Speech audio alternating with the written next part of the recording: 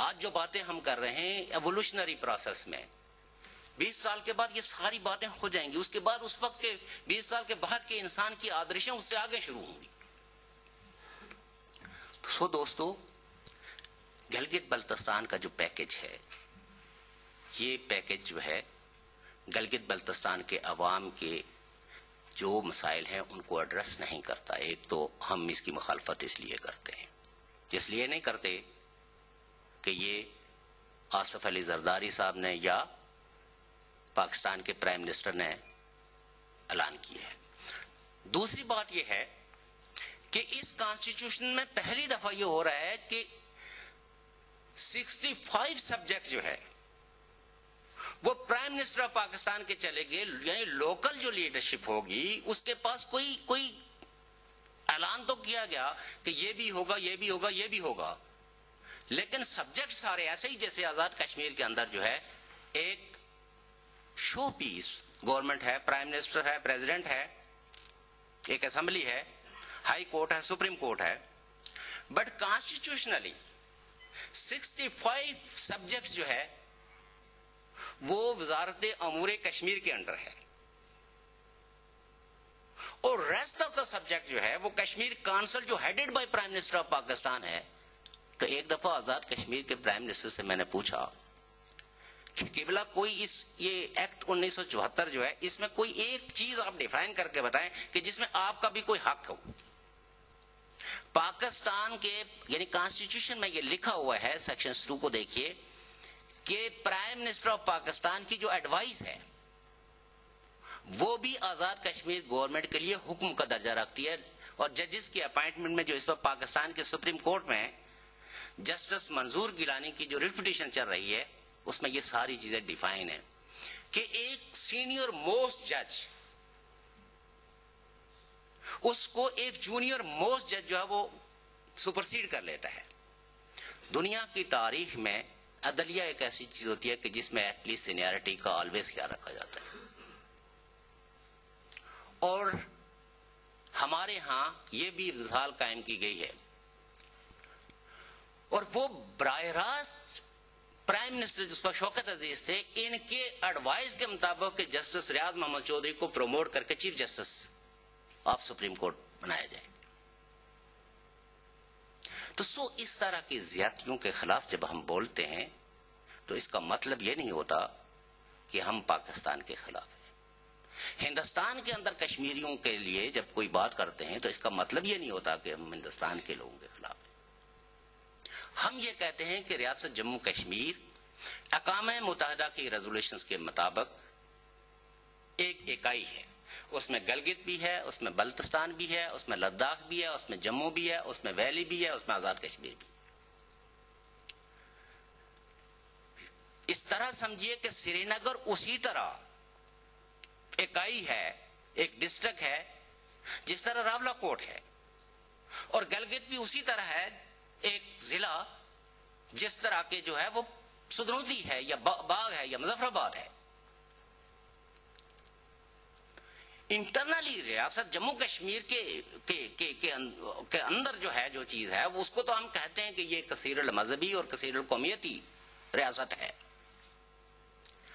اور پھر جو لوگ یہ کہتے ہیں کہ ریاست جموں کشمیر بنیادی طور پر بر صغیر کی تقسیم کا انفنش ایجنڈا ہے، اور اپرنٹلی وہ کہتے ہیں کہ جی چونکہ یہ مسلم میجورٹی اسٹیٹ ہونے کی وجہ سے اسے پارٹ آف پاکستان ہونا چاہیے. تو ان دوستوں کو صرف میں اتنے سی گزارش کرنا چاہتا ہوں، چونکہ انہیں بنیادی طور پر ٹوپوگرافی کا اور ڈیموگرافی کا، کشمیر کی ٹوپوگرافک پوزیشن اور ڈیموگرافک کمپوزیشنز کا علم نہیں ہے، اس لیے وہ ہمیشہ ایسی باتیں کرتے ہیں. اور انفارچونیٹلی پاکستان کے اندر جو کشمیر کمیٹیوں کے جو چیئرمین بنتے ہیں وہ نہ تو ریزولوشنز کو اور نہ ہی دیگر چیزوں کو انڈرسٹینڈ کرتے ہیں، اور وہ لکھی لکھائی باتوں کو جو ہے نا وہ پڑھنے کی کوشش کرتے ہیں. سنیے کہ ویلی یہ 8000 مربع میل ہے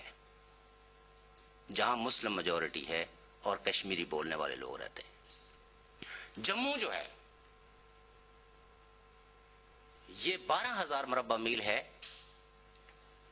جہاں ہندو میجورٹی ہے اور 2 زبانیں بولی جاتی ہیں، پہاڑی اور ڈوگری۔ لداخ جو ہے 35,000 اسکوائر مائل ہے اور وہاں بدھسٹ میجورٹی ہے۔ اسی طرح گلگت بلتستان 28,000 اسکوائر مائل ہے، 1.5 ملین لوگ وہاں رہتے ہیں یا 2 ملین ہیں، اور وہاں شیعہ، نوربخشی، سنی، یہ 3 بڑے سیکٹ وہاں ہیں جس میں شیعہ میجورٹی ہے۔ اور اسی طرح آزاد کشمیر میں 100% مسلم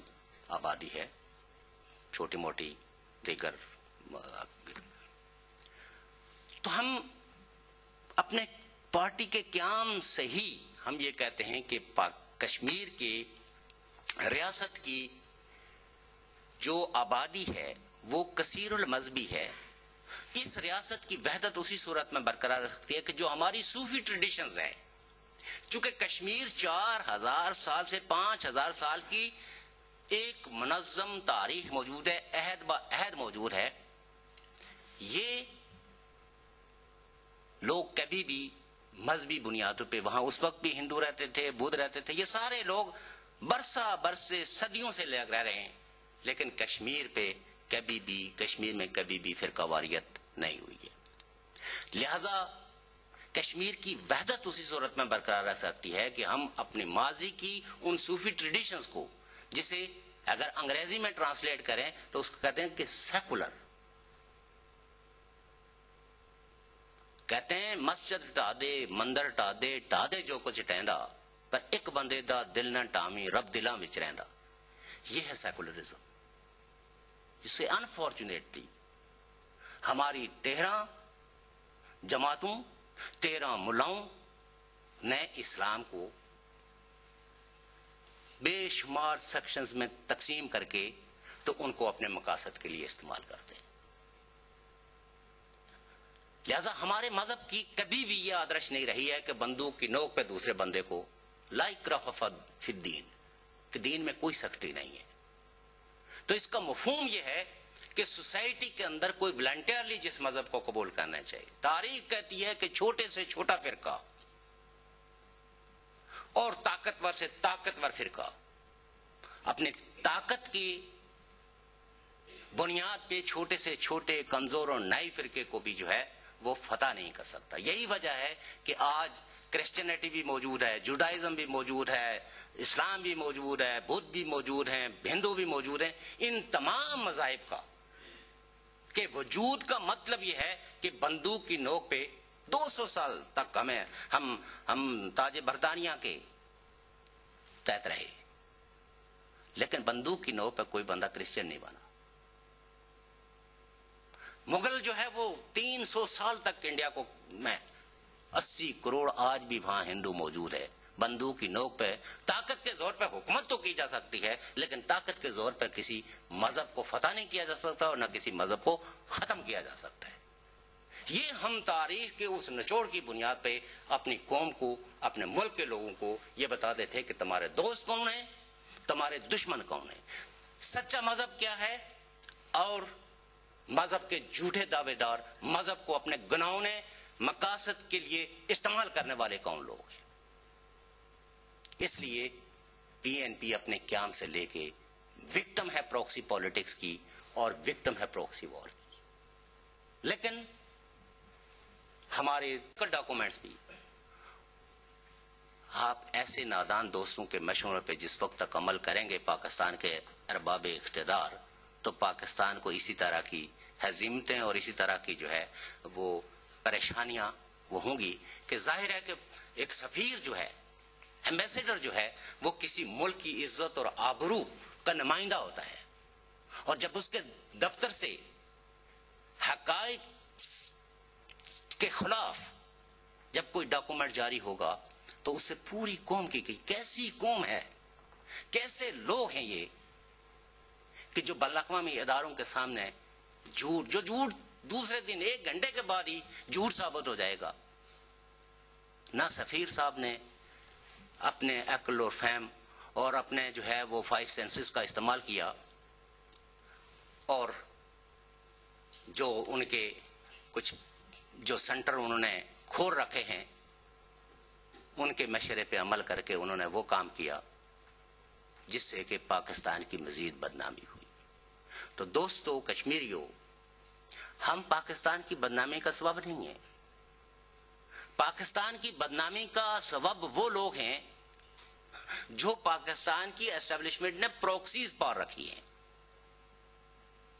یہی پروکسیز جو ہے، ان پروکسیز کو آپ افغانستان میں انسٹال کرتے کرتے پورے پاکستان کو ڈیسٹیبلائز کر کے ٹیررزم کی ایک ہب بنا چکے ہیں۔